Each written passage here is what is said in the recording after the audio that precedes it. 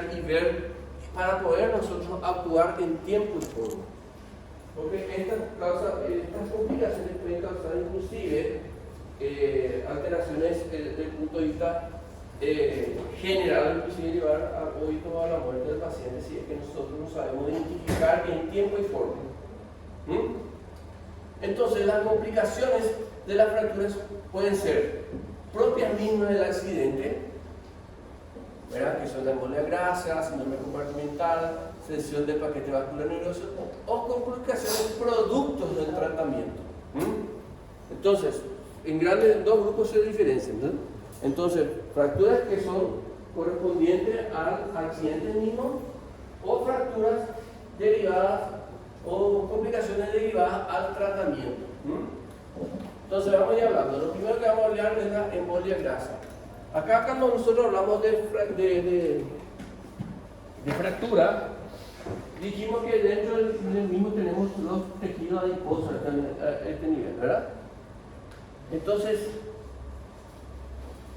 este tejido adiposo, cuando este tejido adiposo, esto, como se produce este hematoma, puede irse gotitas de grasa por el torrente sanguíneo, ¿verdad?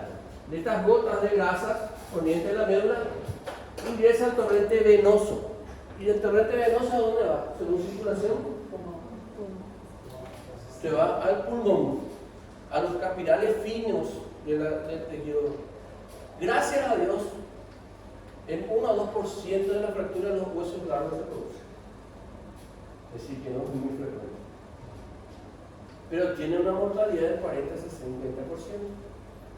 Entonces es importante ver y hacer el diagnóstico en tiempo y forma. Eso es lo que yo le había dicho. Entonces, ¿qué pasa? Si un paciente llega con una fractura de fémur, una fractura de huesos largos generales, fractura de fémur, y de repente empieza a tener sensación de falta de aire, agitación fluida, tiene disnea, tos con expectoración sanguinolenta, cianosis. ¿Por qué si no hay trauma torácico, no hay nada de repente? Entonces ahí pensar que puede tener una embolia grasa. Hay criterios, ¿verdad? Criterios mayores y criterios menores, ¿verdad? Diagnosticando un criterio mayor más 4 criterios menores, ya llegamos nosotros a que podría ser eso, ¿verdad? Una insuficiencia respiratoria, una alteración neurológica y exantema petequial. Son criterios mayores. Son pequeñas lesiones de piel que se producen. Y fiebre, taquicardia, fondo alterado, ictericia, todas estas son criterios menores. Probablemente esto no es una alteración que se produce a nivel, esta incapacidad, insuficiencia respiratoria aguda, produce una alteración a nivel del sistema de coagulación y da una CID, una coagulación intravascular diseminada, por eso ya te producen exantema petequial.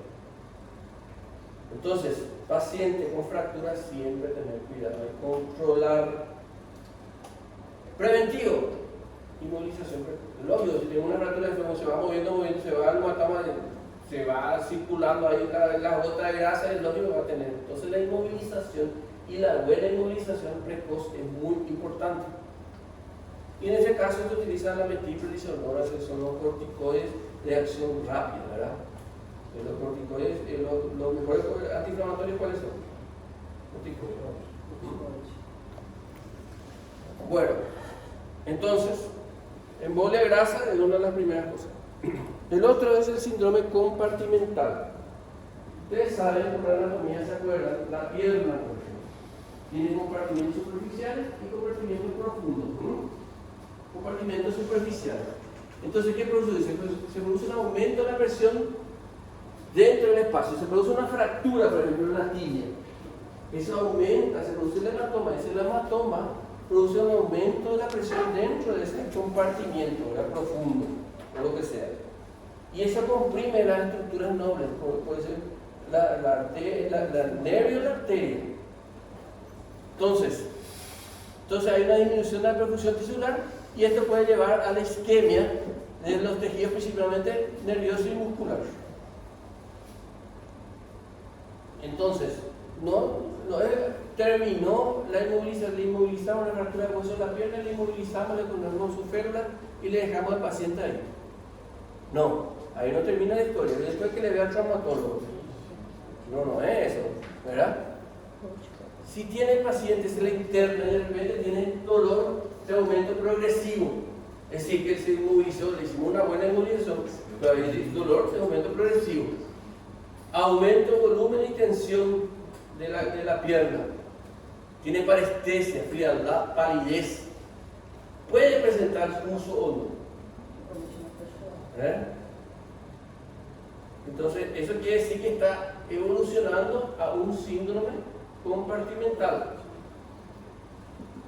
Entonces, esto va a llevar a una necrosis irreversible de ese tejido por isquemia y le puede llevar a la imputación de ustedes por negligencia. Por eso yo puse imputación de nuevo. Imputación es hacerla por negligencia médica. Entonces, en realidad le va a la amputación. Si hay una necrosis irreversible, se produce entonces puede llevarle a una amputación. Y esa amputación te va a llevar a una imputación judicial. Entonces, por eso es importante nosotros tenemos siempre en cuenta no terminar ahí solamente el paciente y ya acabó, sino que acompañar y hacer un acompañamiento. Generalmente siempre me inmovilizan y le dejan, a veces le dejan así nomás, ¿verdad? O se sienta el paciente y dice colgado, colgarse es una gestión más. El miembro tiene que estar en una situación más o menos entre el del lembo. El del lembo es la posición en la cual la porción está más elevada que la porción podálica está más elevada que la cefálica. Entonces, el tratamiento generalmente es fasciotomía. Entonces, no hay forma, no hay antiinflamatorio, no hay nada que te va a mejorar. Entonces, ¿qué hacemos? Una liberación. Por ejemplo, no solamente en la pierna, tenemos la mano, el compartimento de la mano, en el pie también. Entonces, se hace una fasciotomía. Se logra una descompresión tisular. Otra complicación inherente del trauma, las fracturas expuestas, ¿verdad? Puede haber una sección del paquete vascular nervioso, ¿verdad? Si la reparación se hace antes de las 8 horas, puede sobrevivir, ¿verdad? Si es mayor de las 8 horas, ya puede llevar una gangrena isquémica y termina la amputación del miembro. ¿Está bien? Entonces, cuando tenemos lesión vascular, remitir a un hospital de alta complejidad para poder. Entonces, embolia grasa, síndrome compartimental y sección del paquete vascular nervioso son inherentes al trauma. Y complicaciones inherentes al tratamiento en sí. Por ejemplo, una fractura expuesta o una herida, nosotros hacemos un mal lavado o lo que sea, un mal desbridamiento, va a producirse una infección. Y la infección puede progresar y puede llevarle a perder el miembro también. Hay que hacer el desbridamiento. El desbridamiento es sacar todo aquel tejido que es necrótico. También otro inherente al tratamiento. En el caso eventual nosotros hacemos un yeso o una inmovilización y la inmovilización no es tan rígida, entonces se produce un micromovimiento continuo a nivel del foco de fractura. Entonces eso va a generar un retardo de consolidación. Dijimos que en 4 semanas consolida una fractura, entonces el micromovimiento va a retardar mucho más. Entonces, puede haber transcurrido el tiempo suficiente y lo consolida. Y esto generalmente se ve el foco de fractura, pero no hay callo óseo, no hay puente de hueso. Y se suele presentar el 10-15% de la fractura. ¿Cuáles pueden ser las causas? Pueden ser factores mecánicos, ¿verdad? La fuerza de compresión y flexión, el micromovimiento que existe a nivel del foco de fractura, eso impide que se forme el callo óseo, ¿verdad? Y fuerza de cisalamiento dorsal, es decir, la mala inmovilización generalmente es lo que retarda. Aquí vemos, por ejemplo, ¿verdad? Se produce descalcificación, ¿verdad? Y no se ve, viene el puente o eso no se ve, ¿vieron? Y el canal está abierto. En este caso hay un retardo de consolidación. Tratamiento, corregir la inmovilización inadecuada, es decir, hacer una inmovilización como debe ser para que esté rico y para que cumpla el proceso de consolidación ósea. Generalmente también lo que retarda la consolidación es un proceso infeccioso asociado. También factor intrínseco, el estado nutricional del paciente. A veces, por ejemplo, hay un paciente que no tiene